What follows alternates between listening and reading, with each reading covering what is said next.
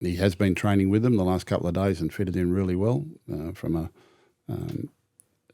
personality point of view and all of that. And he's been very, very good with the other players. But the coaching staff will make a decision between now and Monday as to whether or not he plays a role Monday, or he may even go around in the New South Wales Cup. They play on the same day. Great to be with you for Six Tackles with Gus for another week, looking at round 14 of the competition. The year pretty much halfway over, believe it or not. And an action-packed episode today. Lachlan Galvin's officially a Bulldog. Could Tom Trbojevic head to the English Super League? Surely not. Welcome, Gus. Matthew Thompson, how you doing? Going well. You good? I'm excellent. Much happening? No, pretty quiet at the moment. Why don't I believe that? Got a big week this week. Hoping to fill Accor Stadium on Monday for the big clash, the Bulldog versus the Eel. Got 45,000 of that game last year, but both teams going well. Should get a lot more this year. Both going very well. That game on Sunday was a cracking game.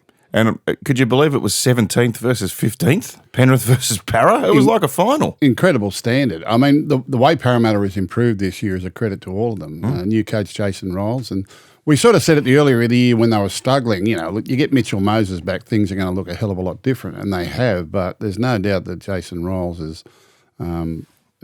really made a big difference there, and they're improving with every week. And the game on the weekend against the Panthers, I mean, we know how desperate the Panthers are at the moment, and we know what they can produce when they're at their best, and they had to pull out all stops to get the Eels on the weekend. I thought it was a terrific round of football, actually. I thought the games on Sunday in particular were really good. I mean, the round started on Friday night.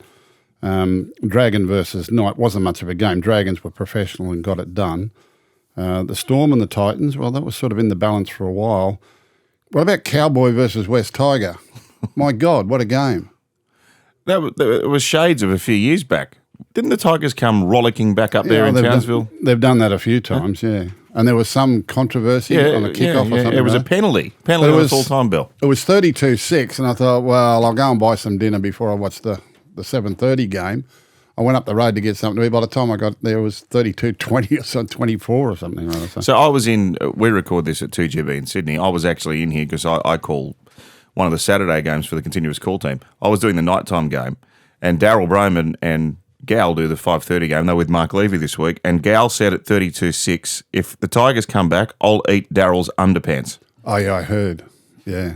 And so they just scored and scored and scored and scored, and Gal was getting very, very scared. And Daryl was farting in his undies and trying to make it as unsavoury as possible. That would be a big feed, Daryl's underpants. The big result, Sea Eagle versus Bronco, 34-6. We tipped Manly, but I didn't see that scoreline, I've got to be honest. That was a great performance from Manly, disappointing from the Broncos. The Rabbits and Warriors, similar to the Tigers and Cowboys. Warriors got out to a big lead, but the Rabbitohs, you can never write them off. Alex Johnston getting closer to his record. Panthers and Eels was a cracking game. And then if you thought it couldn't get any better, I thought the Roosters versus Raiders was an outstanding game of rugby league. Absolutely brilliant. And they're going so good, the Raiders. And the Roosters, I think Sam Walker's back he's coming back in New South Wales Cup this week, so he won't be far away from the NRL, and that's going to make a big difference to them too. They've got some great young talent coming through. We've been talking about that all year, and they're not far away from putting some games together. So this competition, it could flip on its head. We just don't know where it's going to go over the next 12 weeks. As you say, we're halfway through the year, but a long, long way to go. You mentioned the Broncos. We might as well deal with this now. That was the game I called on the weekend. I was just scratching my head. There just looks to be a lack of care. Yeah, look. A lack of urgency. I don't believe that. I don't see that. And I know that was the commentary during the game and since the game, and it tends to all feed on each other, and this is what happens with our media. I'm watching the game, and I'm not seeing lack of effort, and I'm not seeing lack of care, right? The scoreboard influences people's opinions. The scoreboard makes it, they must feel like that. And I think people get influenced by the scoreboard a lot when they critique these performances. Interestingly, after the game, they interviewed Adam Reynolds, and we interviewed him again at the 100% footy. He said there were some real positives to take out of the performance. So I went back and watched the game again, and I saw a lot of individual effort. I saw a lot of care, and I saw a lot of frustration. And the body language of the players is not so much despondent, and it's not so much we don't care about what's happening, is that they look a little bit helpless at the moment as to why it's going the way it is. It's I see individual effort. I don't see lack of care at all, and I certainly can't label them with that. I don't see lack of effort at all. In fact, I think sometimes they're their own worst enemy because they're over-trying. There's a fine line between that and then getting your win and getting a little bit of confidence back. But right at the moment, they're playing without confidence, without cohesion, and without direction. And that's not a slight on the leaders of the team and giving them direction. It's just that they're too frantic in what they're doing. They're trying to solve problems instantly rather than taking a longer term approach to it. And it kind of spirals out of control for them. Add to the fact that Manly were very good. Manly were bouncing back from a disappointing performance the week before. I mean, a week earlier, Manly got routed by Parramatta at Parramatta Stadium and got absolutely embarrassed. Cherry Evans came back from Origin, where he was roundly criticised because Queensland had been beaten, I think unfairly criticised, and had a stormer of a game. And they scored some freaky Manly tries too that, you're not going to score against anyone. So what happens is the scoreboard runs against them. Everyone who tipped Brisbane Broncos gets disappointed. Everyone thinks the Brisbane Broncos should be doing this and that. And the scoreboard runs against them, and all of a sudden they start saying lack of care and and I don't see that.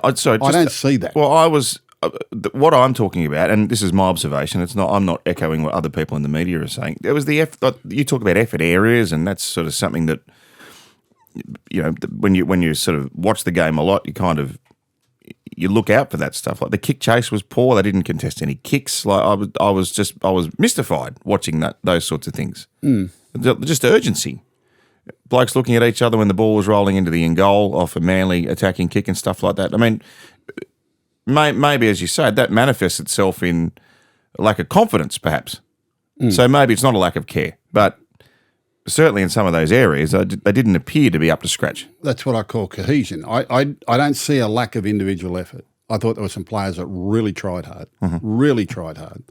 I mean, who could fault the performance of Payne Haas in what he did backing up from enormous the Origin game? And he had plenty of teammates too that were really trying hard. There are others, like football's a funny game. You get dragged along with momentum. When the side's going good, players can rise to the occasion and they can be a part of the effort.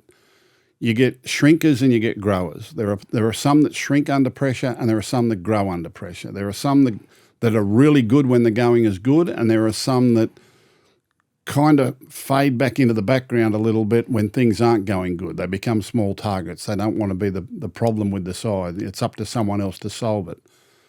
And I'm not saying that's rife in the Broncos. I'm just saying that there are growers and shrinkers are there when the game is not going for them, and when the game is going good for them, they're awesome, and that's what everybody sees. So they expect that to happen all the time. But when things go against them, they just don't know how to handle the setback. They don't know how to handle the difficulty in the game. They don't know how to handle the scoreboard. That's what they don't know how to handle.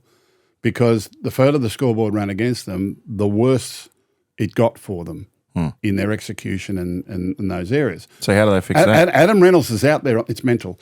Adam Reynolds is out there on the field, and Adam Reynolds is not a dill. He's not going to come all after the thing and make a fool of himself. He said, I saw some really positive signs. There are things we can take out of that. So he's feeling it during the game. I think the problems with them mainly are mentally, and I think that these are things that they just need to settle down, and it's not going to be solved overnight, but I think there are some simple fixes mentally that can get them back on track and help them deal with their difficulties a little bit better than what they're dealing with it at the moment. Because when they get on the front foot, they're an awesome football team. They've got great talent. Now, I'm not writing them off at all. I'm not writing them off at all, nor am I nor am I being overly critical of them either. I'm certainly not going to label them with lack of effort or lack of care. I'm not going to label them with that. When you see a side like that, and what have they won? One of their last 7 or something or other. All of a sudden, the players are off with the coach, or the coach has lost the dressing room, or players aren't, happy here. That's rubbish. I don't see that at all. I just don't see that. But right at the moment, they just need to take a breath of fresh air. They need to sit and relax, and they need to get in that room full of mirrors where they can all take accountability for what's going wrong and what's not going right, and and sort it out. You can only sort it out amongst yourselves. No one else is going to come and help them. There's no cavalry coming over the hill. No one's going to come and provide the solution for them. They have to find it for themselves, and the answers are in the dirt, mate. You've got to dig it out. They can't seriously be talking about attributing any of this to the coaching methods, can they? I mean, you hear these whispers about Brisbane and coaching all the time. That's scuttle. Seriously. But those sort of rumours come when results aren't what everybody expected. They brought the coach in to be a disciplinarian, and now there's stuff leaking out, or allegedly leaking out, saying he's too tough. I mean, you can't win. Yeah, but I don't believe that. Well, I don't believe that either. I don't believe that. I just don't believe that. But that's what people say about any club that's struggling, where people expected better. So I don't think that's an issue. All right, Alex Johnston will break the record this year, Gus. Well, Cody Walker's back. They get Latrell back full-time after the Origin. Jack White. What did he score on the weekend? 3. 3. They got Jack Whiten to come back. They may get Cameron Murray back. Campbell Graham's got to get some footy under his belt. But I think if you and I played on the left wing for South Sydney, we'd be a chance of scoring tries every week. That might be a little stretch. Anyone who plays on the left wing there seems to score tries. And I've made this point a few times. What's he on now, 200? Is it 200? I think he had a whole season off there where Robert Jennings scored 20 tries on the left wing. Yeah. I think whoever's played on the left wing for South Sydney in recent times has scored plenty of tries. So he could rack it up in the next month if he keeps going the way he's going. And South Sydney, I mean, Cody Walker's back now, left side, Latrell Mitchell left side, Jack Whiten left side. Crikey. You and I could score tries on that wing. I'm not saying that they can win the comp, but they're a dark horse, South, at full strength. There's a few dark horses. Who can win the comp? You tell me who is favourite to win this premiership. I think the winner's well hidden. Everyone assumes that Melbourne will get it right at the right time and they're short price favourites, but that's only because people can't work the rest of the competition out and how it looks. The Broncos have got people miffed. The Sharks, we can't decide whether they're in or out, and the Warriors are up there and the Raiders up there. You've got to start believing what your eyes are telling you with those sides. You've also got to start believing what the ladder's telling you, and you've left the Bulldogs out. Yeah, well. They're flying. Long way to go there, but I'm just saying that. It's round 14. Yeah, but it's a long way to go. I'm just saying, and the Panthers, I mean, I know, don't write the Panthers off. Just don't write them off. A team like the Dolphins could make a run. Really, Manly could make a run. You win half a dozen games in a row in this comp, you leapfrog everybody. You just do. We're halfway through the competition. Where's the ladder at the moment? Let me show you something. So we're halfway. What I hate is the buys. Why do we get 2 points for a buy? It just confuses everything. It just confuses everything. But the team running 8th right at the moment the team running 8th is the Dragons, who have had 2 buys and 5 wins, so they're not really running 8th. The Rabbits are running 8th with a 6-6 record. So 50% looks like it'll get you in, all right? But there are 16th is on 4 wins. Yeah, so 16th is on 4 wins. So they're not that far away. 8th is on 5. Like you could easily see the Panthers winning 4 or 5 in a row, at some stage, and they're going to leapfrog a lot of sides. Even the Eels, I mean, the way they're playing at the moment, Mitchell Moses back with football under his belt after the Origin. They could put a string of wins together. The Storm have lost 4 games now. No one expected that. Warriors and Raiders, that was a great game a fortnight ago, and both of them backed it up with big wins again on the weekend. It's a funny comp. It's a funny game, rugby league. So I've been told. DCE will be picked for Origin 2. Well, I hope so, and I believe he should be. And I'm not critical of his Origin 1 performance. It would be very, very hard at that level to play behind a pack that was beaten the way it was. I don't think he had the possession or the field position to make his mark in the game. As a result, both he and Munster were under pressure. Neither of them really did much in the game. To be honest, none of their playmakers did. Harry Grant didn't do much, and Kalen Ponga didn't do much. He was well contained, but they were beaten up in the forwards, and, forwards win games. The backs just decide by how many. And unfortunately, the Queensland forwards just didn't get it done on the night. New South Wales were too dominant. They dominated them. It was as simple as that. And it was a very, very good win. I've expressed what I think the changes Queensland should make. I think they need to help Harry Grant. I think they need to turn Harry Grant into an asset. And his best Origin football is coming off the bench. They need a hooker to start the game. They need someone to start the game for the first 20 minutes to keep him out of the physical barrage that he gets, so that when he comes onto the field, he's a weapon and he can do something really good for Queensland. I think they need the leadership of Cherry Evans. They need his kicking game. He showed his class on the weekend. He destroyed the Broncos with his kicking game and his passing game. I wouldn't be dropping the halfback because there is no ready-made replacement for him. I know Tommy Dearden's probably, Origin halfback in waiting. He doesn't even play halfback for his club. He came on the field, well into the contest the other night, and he was sharp and danced around and jumped around. And everyone said, well, that's exciting, let's put him in. Well, put him out there at the start and let New South Wales bang 30 tackles into him and see if he's still so sprightly after 30 minutes when he comes on. It's a different thing coming off the bench to starting a game, particularly when you're playing the class of the New South Wales side. This is a very, very good New South Wales side. Mm-hmm. And it's a good Queensland side. I was surprised how dominant it was, but New South Wales just had a lot of ball early. Their forwards rumbled forward. New South Wales played it really smart. Cleary and Moses played it smart, and they were just too good for them on the night. Game 2 could be completely different if Queensland can get the jump on them and handle the first 20 minutes better and keep themselves in the contest. And, Cherry Evans and Munster can get a little bit more field position. Who knows what might happen? I still think the Blues will be too strong, but, It's Origin. Anything can happen. So Queensland have been pumped in their 2 games in Perth, but both times they've been there, they've won game 1. So they've never been there before trying to keep the series alive. And that's a very different dynamic. Very, very different for them, but very different for them. Yeah, Brad Fittler will be the new Australian coach. Yes! Why not? Why not? We spoke about Cameron Smith the other night. I think with the Australian job, it's very, very handy if you have experience in and around the Australian camp situation.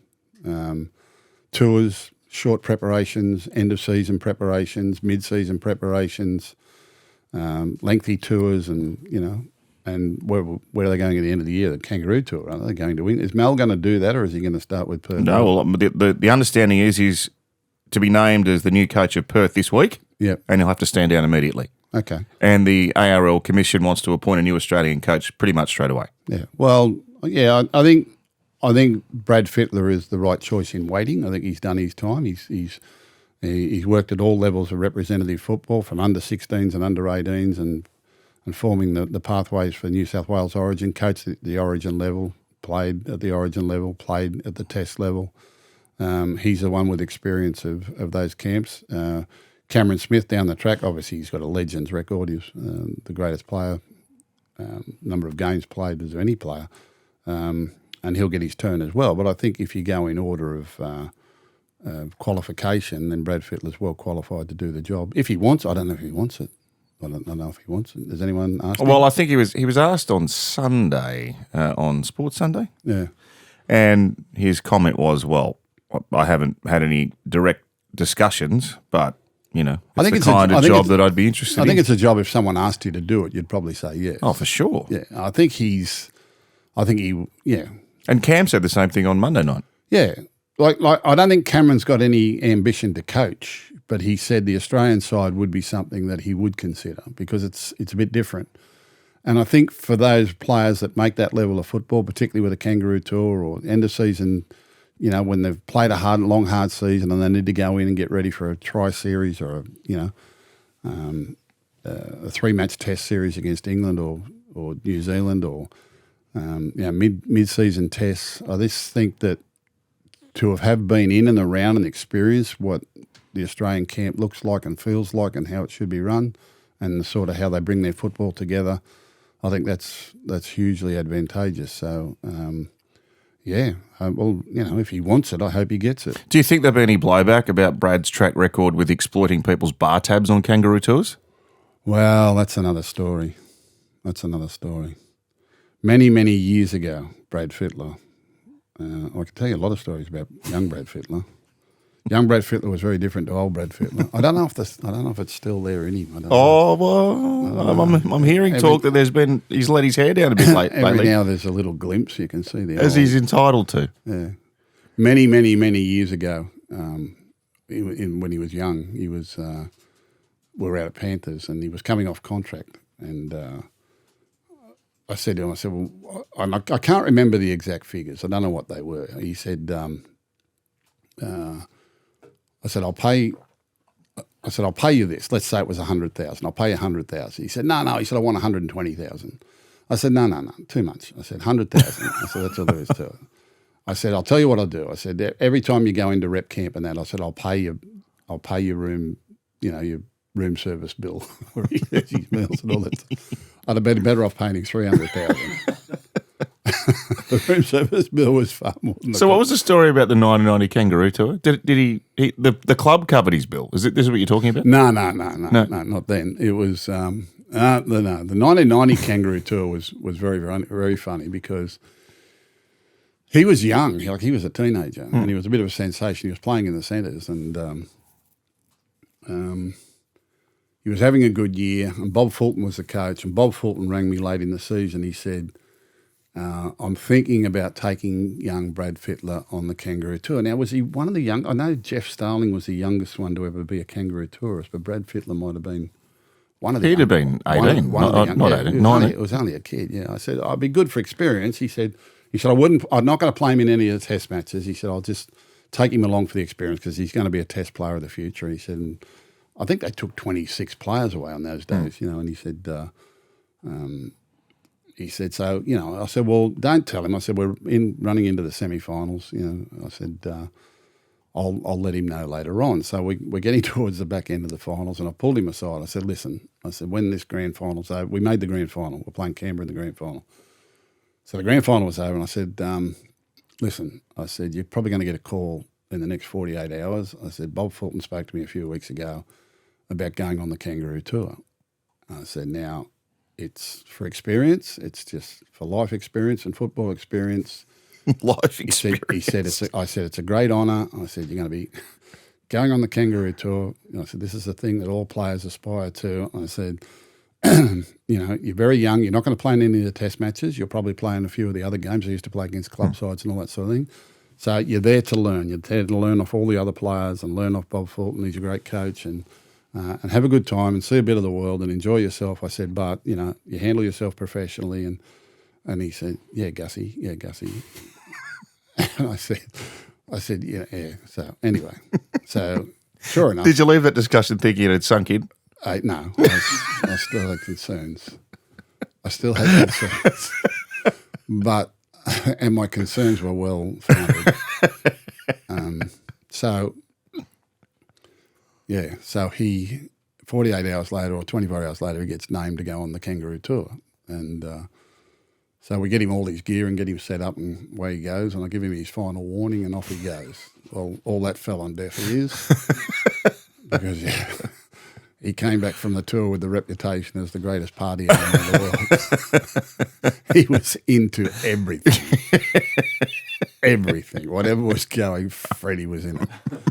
He was the star of the tour from here to Mars. Yeah. But didn't he have to pay for his room service bill or drinks bill? Didn't the club have to pay for it? Yeah. We had to pay for his room service bill. It was a fortune, wasn't it? He shouted everyone. He shouted all of England. He shouted everyone. Oh. Yeah. It was just hilarious. We were better off paying him $300,000 a year. Ladies and gentlemen, your new Australian coach. Good on you, Freddie. Lachlan Galvin's officially at Belmore. He's been named in jumper number 23 for the long weekend, the King's birthday long weekend. It's Michael Jordan's number. 23, Shane Warne's number. Shane Warne's number. Yeah. Well, Jordan started it all. Yeah. And Lachlan Galvin's ended up with it. Isn't that poetic? Yeah, a little bit of poetry and all that. Is he going to play? I honestly don't know. I don't know. There's still a fair way to go. We don't play till Monday. Bulldogs haven't played since 2 Thursdays ago, so it's a huge break, 18 days off in the middle of the season. Rep players went away. Coach gave them 6 days off. So they've really only come back in this week, and they've still got 4 sessions. What have they got today? Wednesday they train, Thursday they train, day off Friday, train Friday, Saturday, Sunday, and play Monday. So there's a few more sessions to go there. I think that the one thing as a coaching staff and in any discussions they've had with me is that there's no need to rush this. We've signed him for 3 years, not 3 weeks, and we need to make sure the team is confident and settled going into Monday's game. He has been training with them the last couple of days and fitted in really well from a personality point of view and all of that. And he's been very, very good with the other players. But the coaching staff will make a decision between now and Monday as to whether or not he plays a role Monday, or he may even go around in the New South Wales Cup. They play on the same day, so they play on Monday afternoon. Expecting or hoping for a big crowd. We got 65,000 to the Good Friday clash against South Sydney. We think we can break that down. I think the $10 tickets are back on for level 6 up there for people that want to come out and have an afternoon's entertainment. Big following Parramatta, big following Bulldogs. We got 45,000 to this game last year, and I think we can do better this year. So really hoping a big crowd turns up, and that'll be great experience for our reserve grade, young reserve grade side too. Mitch Woods is going to have his first game. Young Mitch Woods, people have seen him on the horizon for a while. He's going to have his first start in New South Wales Cup on the weekend because we wanted him to experience Accor Stadium with a good crowd there. There'll probably be 30 or 40,000 there to watch the reserve grade in the afternoon, make a day's entertainment out of it and come out and watch the football. Where Lachlan Galvin plays on the weekend, I don't know. Have you sort of sat down and met him yet? Yeah. Yeah, I've seen him around. Nice kid? Lovely kid, yeah. Do you think he's been rattled by what's happened?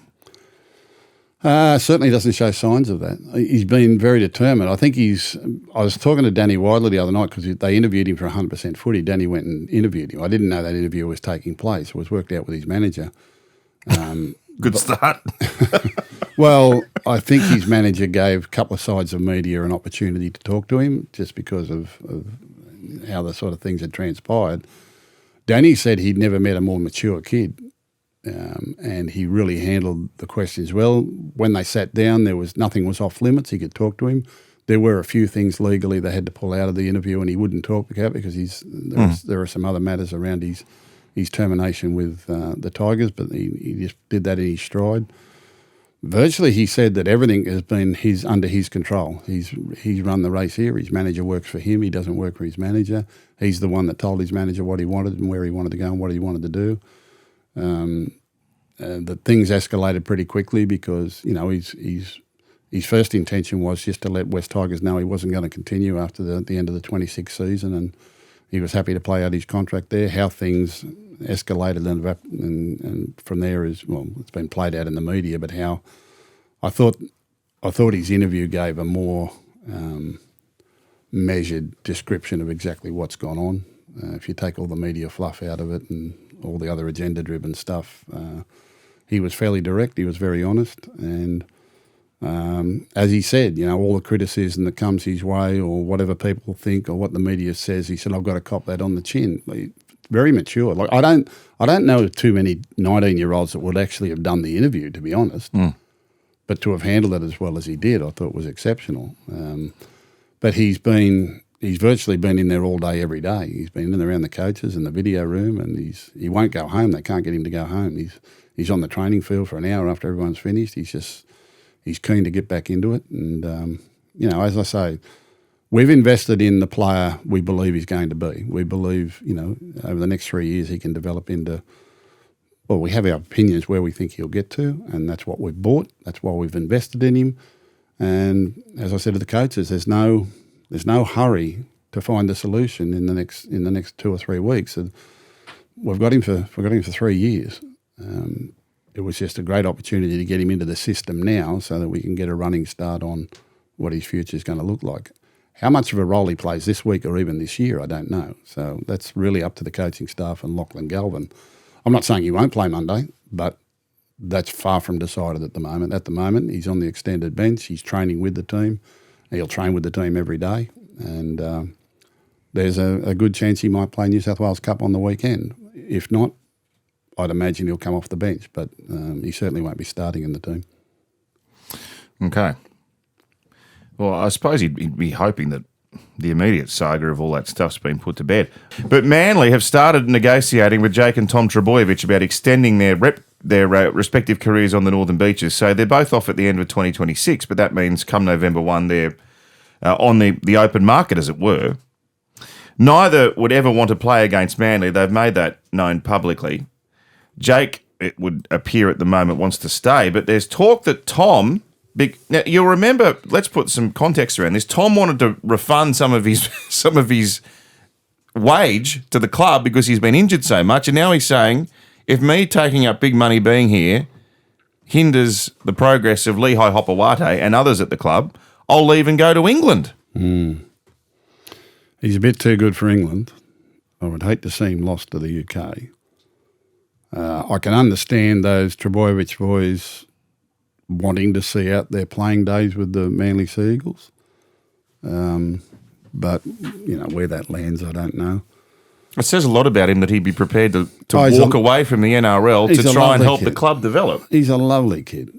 Honestly, he's a lovely human being, Tom Trbojevic. He is a lovely human being. And he would be frustrated more than anyone that, at times his body hasn't allowed him to give the service that he would need. But there is no doubting that at his best, he is one of the all-time great players and all-time great fullbacks that have ever played the game. It's just physically he hasn't had a lot of luck and a lot of joy, and I hope that improves for him so he can have more confidence to go forward and back himself going forward. I think it wouldn't be nice that either of those players ever have to play against Manly and can't finish their career at Manly. And it's one of the things, salary cap-wise, the game needs to look at so that long-serving players don't cost younger players their opportunities in the salary cap, and that something else that can be negotiated with those sort of players. I think one club players is something... That's my pet gripe with the salary cap. The players, the fans love that, and hopefully something like that can be designed down the track, but I can understand where Tom's coming from, and I can understand probably the frustration with Manly, who would be paying him a lot of money, and they don't get a lot of football out of him. And they have got other young players coming through. If they were to lose a Cooler, or they were to lose a Hopewate or Fawalo, and all these good kids that are sort of hovering around that position, because Tom was taking up so much money but wasn't playing, then that's the difficulty under our salary cap that we have. So that's what he said, that he's told people close to him, he'd be open to a move to the Super League in 2027 if it was in the Seagulls' best interest for him to leave the club. He'd previously applied to the NRL but had a request rejected for him to take $750,000 out of his contract, and have it taken out of Manly's salary cap over the next 2 years. Once you have registered a contract for a player, you can't reduce that amount. It can't be reduced. They're just the rules of the salary cap. I think everything should be negotiated on appeal. I think there should be an appeals tribunal where you can go in and appeal things. And I've done it with the salary cap order a number of times over the years with players, particularly with players with serious injury and long-term injury. If you are looking to develop talent and the competition is going to expand, the clubs are the ones that have to absorb the burden of developing talent for the game. They should be provided with dispensation. That's an incentive to develop them. The frustrating argument they come back with, that's why you got a 30-man squad to put up with injuries. Well, that's not the answer. That's not satisfactory. And I'm not publicly campaigning here on behalf of the Bulldogs or anyone else. I'm just saying that the game needs to have greater flexibility around that, because we got clubs signing 10-year deals. I mean, Dylan Brown signed for 10 years at massive money. Now, what if Dylan Brown ran into a series of injuries over the next, period of time and missed a lot of football, and, and was unable to get back to the level that they expected or he's playing at the moment. There are certain risks that you have with these contracts, whether it's a 3-year contract or a 10-year contract or what have you, signing them at a young age or signing them at an older age. But it's kind of like, well, the club's got to wear the lot. There's no comeback. And I don't think that the discounts for development, we're not encouraging, we don't encourage, there's no incentive and there's no reward for development because it's capped at a certain level. The discounts in your cap for long-serving players or developed players is capped at a certain level. So, you might have a handful of players, and then a club like Penrith that might have 20 players that should be entitled to a huge discount and reward for all the effort that they put into the money they spent developing those players. And it would incentivise other clubs to do the same. It would incentivise other clubs to develop. Which then, if we go to 20 teams, we've got players. That's how you solve your talent issue. It seems logical, doesn't it? Yeah. Yeah. But instead, clubs are being punished for development. If someone had that foresight 20 years ago, we wouldn't be having this conversation today. Mind you, we were saying this 20 years ago as well. But it could be changed pretty quickly. The emphasis of the salary cap could change quickly. I don't think it will because I think they've come this far with it. And don't get me wrong, I work with the salary cap blokes all the time. They're great blokes. They understand it. They get it.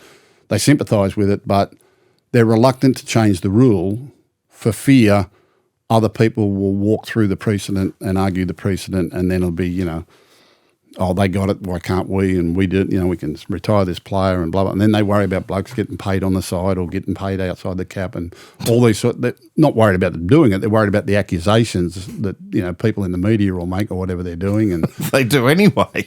Well, that's what they do, yeah. As soon as you sign 3 players, they're saying you're cheating the salary cap.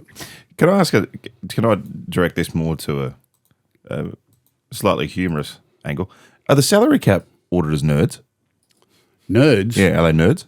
They like maths, numbers nerds? Like your accountant? Is every accountant in the world a nerd? Yeah. Are they? All of them.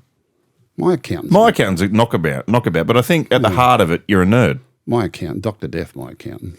Sorry? He's never got any good news for me. He's never got any good news for me. Does he know you call him that? Tony, Dr. Death. Yeah. Dr. Death. He's the most conservative bloke in the world. Well, you don't need him. Eh? You need a renegade as an accountant. No, you don't. No, I'm happy. Good old Tone. He's a beauty. What do we come up with there? Nothing. No. Come up with nothing. I'm substituting 6 tackle trivia for the viral sensation for Gus this week. Gus's Goats. I'm going to ask him the best sports people in a whole bunch of different sports. I've seen a lot of this on Instagram and stuff, and it's quite good. So this is your opinion. There's no criteria. You just answer the question according to what you think, okay? Right. The best player in these following sports ever. Ever? Ever. I'm not good at these sort of things. Yes, you are. You're an all-rounder. But you can have it. You have an opinion, okay? So you're not. There's no justifying this at all. But who cares about my opinion? Everyone. No, they don't. I do. I love this stuff. Come on, have a go. Yeah, go on. Tennis. Roger Federer. Yeah. Boxing. Muhammad Ali. Olympian. Olympian. Carl Lewis. Oh, I loved Carl Lewis. I loved him. Golf. Tiger Woods. Soccer. Pele. I was going to ask you cricket, but everyone will say Bradman. So can I ask you who's second to Bradman? In the cricket. The greatest cricketer. Oh, way too hard.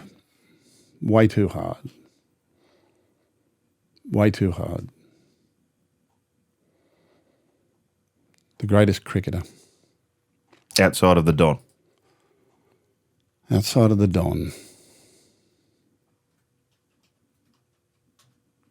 I used to love watching Shane Warne bowl. I'd say Shane Warne. I used to love watching Shane Warne bowl.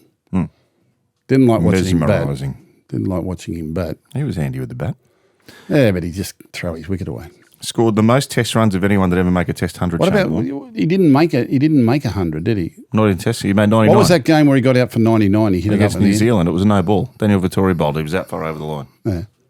And it was a stupid shot. A stupid shot. It was a dumb Only shot. he could do it. Yeah.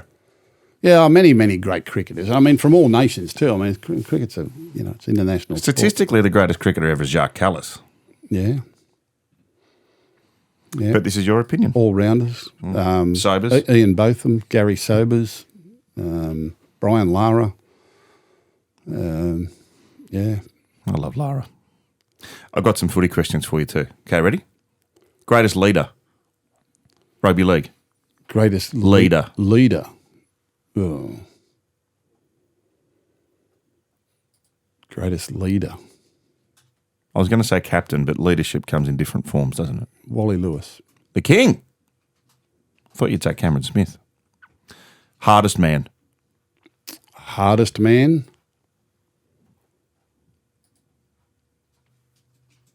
Hardest man.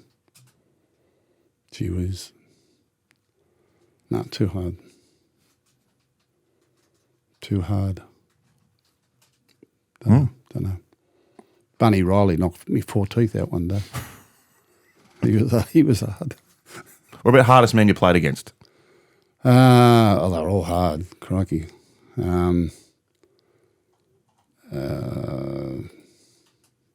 Bruiser Clark? I think I've told you this story before. Yeah. Back in the old days where they used to have big leagues and rugby league weeks and that, they used to do player interviews, and they always used to say, who's the hardest tackler you've ever had? And they all said, there was a bloke playing for North Sydney called Keith Harris. Oh, yes, that's right. Back rower. And it was, like 3 out of every 4 would say Keith Harris, Keith Harris, Keith Harris. And I said, he must be on. Anyway, he hit me at North Sydney Oval one day. I never did one of those interviews, but if they said, who's the hardest tackler, I would have said Keith Harris. Yeah, Bunny Riley, he knocked me teeth out. What is it that makes a bloke a hard hitter?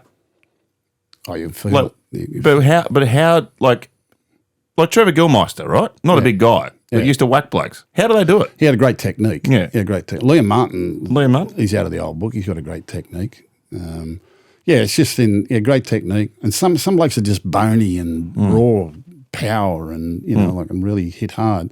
Back in the early days, it was swinging arms and elbows and knees and, there was all the legal stuff that went in it as well. But when you got rocked by a really hard ball and all tackle, like you're running the bloke hard and he absolutely crunches you, they're the blokes with the technique. That, because so it's footwork? Yeah. Balance?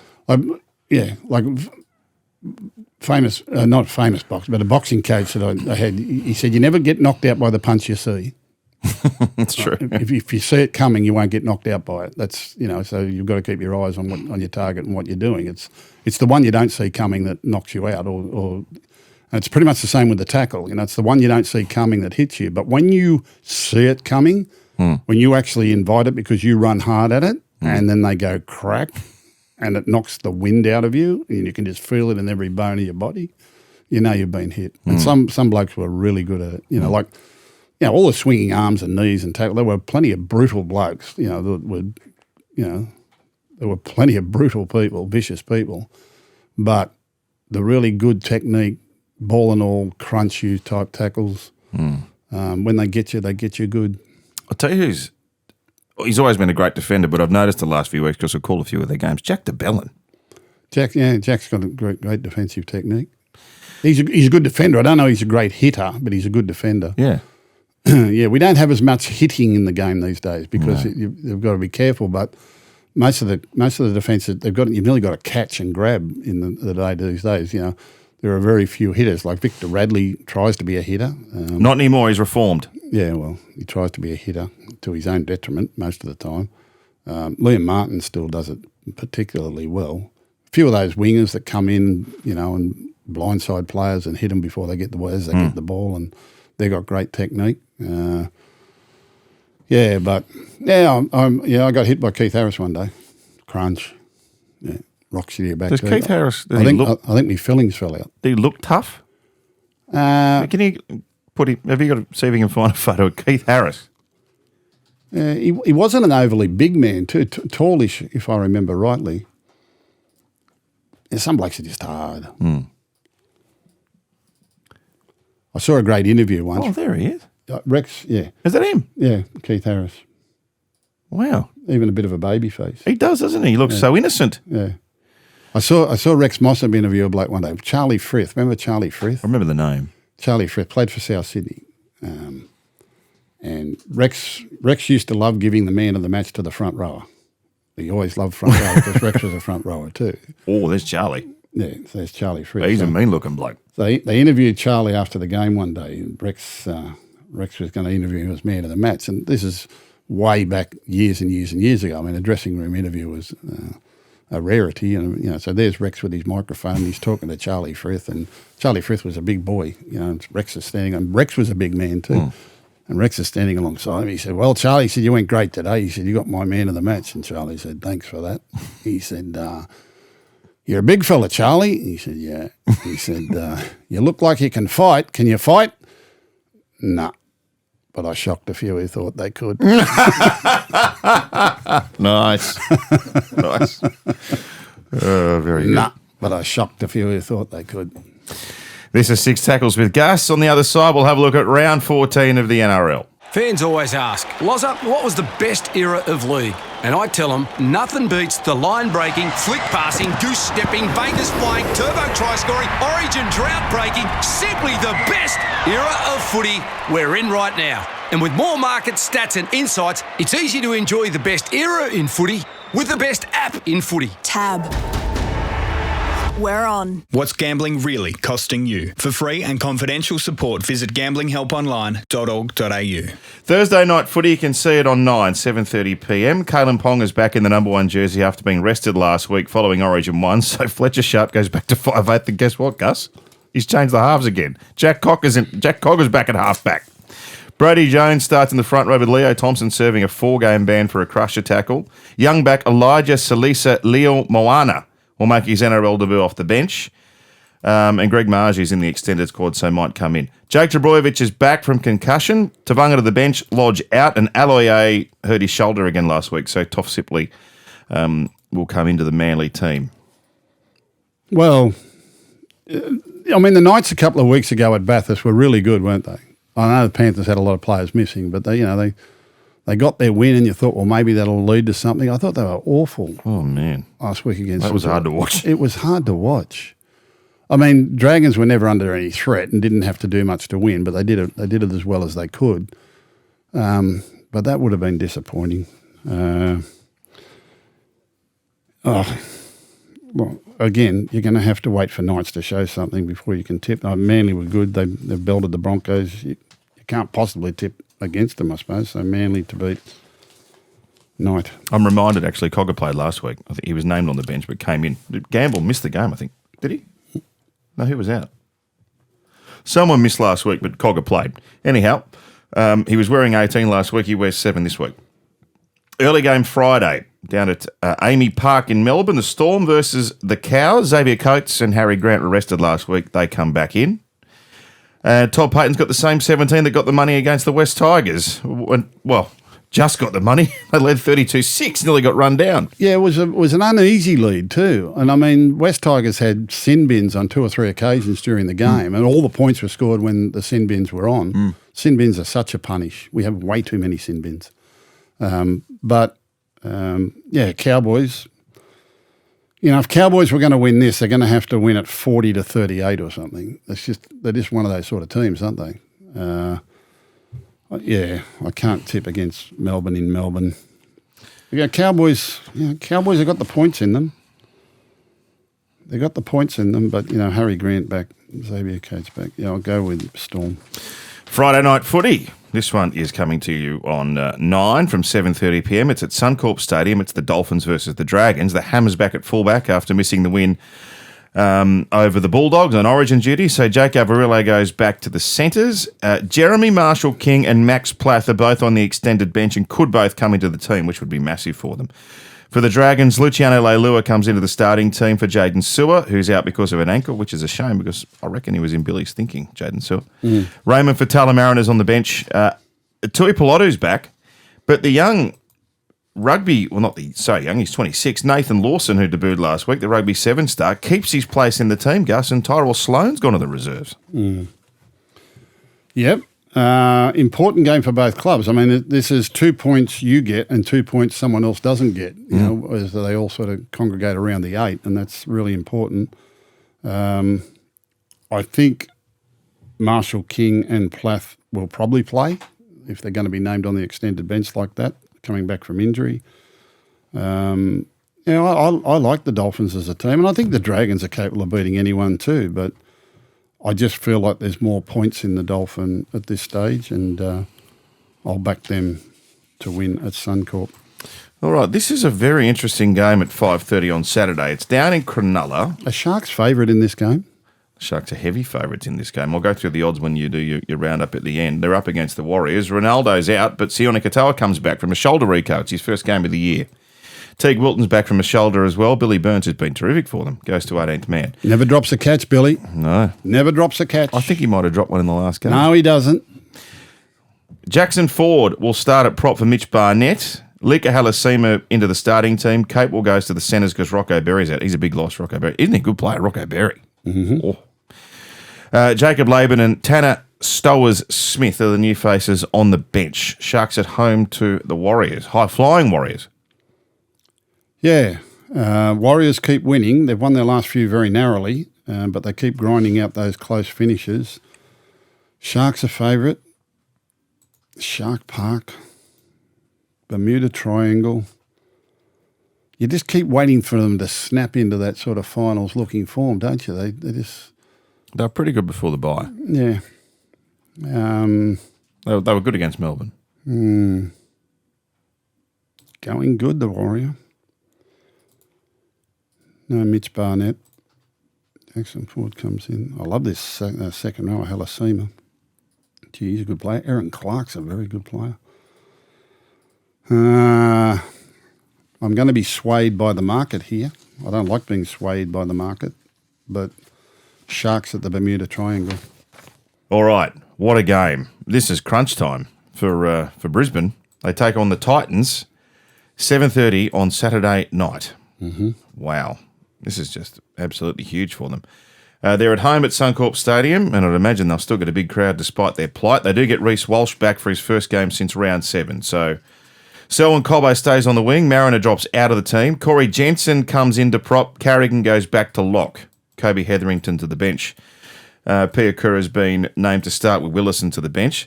So, for the Titans, AJ Brimson suffered a concussion at the captain's run before last week. He's been named as 18th man, but I suppose could come in. Alan Fitzgibbon recalled on the wing. Sami to the centres for Feeder out with a broken hand. That's Jojo for Feeder. And Sam Verrills is going to have surgery on a broken hand, so his wretched run of injury continues. And Sean Mullaney will be the hooker. Broncos, Titans. Titans are pretty good, actually, albeit in a losing team against Melbourne. Well, you know what I think of them. They've got that game in them, and they do trouble the Broncos. Every time they play them, beat them every now and then. Reece Walsh back. The disappointment of last week, back at home. I'll go Bronco to turn it around. If they don't respond this week, this should be it. What did Jeff Tuvey say? There's got to be an investigation. Going to be an investigation. 2:00 on Sunday, the Raiders and the Rabbitohs. Josh Papali'i will become the most capped Raider ever, which is a huge effort for a front rower. Incredible. 319 NRL games. What a servant. Absolute beauty. I saw Jason Croker was there at training yesterday too. They should get him out for one game of Origin. He's just exactly what they need that first 20 minutes. Maybe they'll send the SOS. Wouldn't be the first time. Well, I tell you what, they could do a lot worse. Yeah. Pardon me, it's his 319th game for the Green Machine, not 319th NRL game. For one club, that's incredible. For the Bunnies, as we've already talked about throughout the podcast, Jack Whiten and Cody Walker both come back. So it's a pretty strong-looking South Sydney team, but heading down to Canberra to play on a milestone afternoon. Yeah, and they've had a lot of hard football, the Raiders. A lot of hard football. They've had a lot of travel. They're the only team in the comp that hasn't had a bye yet. I think they've played every single round. They haven't had a bye as yet. Remembering, too, that they've travelled to Las Vegas, they've travelled to Townsville, they've travelled to Darwin, New Zealand. They've had a lot of travel. They haven't had a bye, and they haven't missed a beat. I don't think they've put in a bad performance all year. If you look at every other team in the comp, they've There's been one or two bad performances, even if they've been winning a few games. Every team sort of has a bad day at some stage. Raiders just don't have a bad day. Except for the second half against the Bulldogs. Yeah, that wasn't so good. But that's the only blip on the radar. Yeah, but they've just been up for so long, and you just wonder, well, can they keep doing it? Last week they won without their halfback. Fogarty didn't play. He's in this week. He comes back this week. Can they do it again against what I think will be a pretty good Rabbitoh team? Latrell Mitchell, Cody Walker's back, Jamie Humphries, Lama Tungi, gee whiz. Good game, this one. They get a rest next week. Can they do it one more time before they get a bye? And sometimes, teams, knowing they've got the bye the following week, that mentally can be a bit of a challenge too. You're kind of looking forward to the bye and thinking what you're going to be doing and just get through this one. There's a lot of little challenges there, but They couldn't lose Popper's game, could they? He's got him going good, Ricky.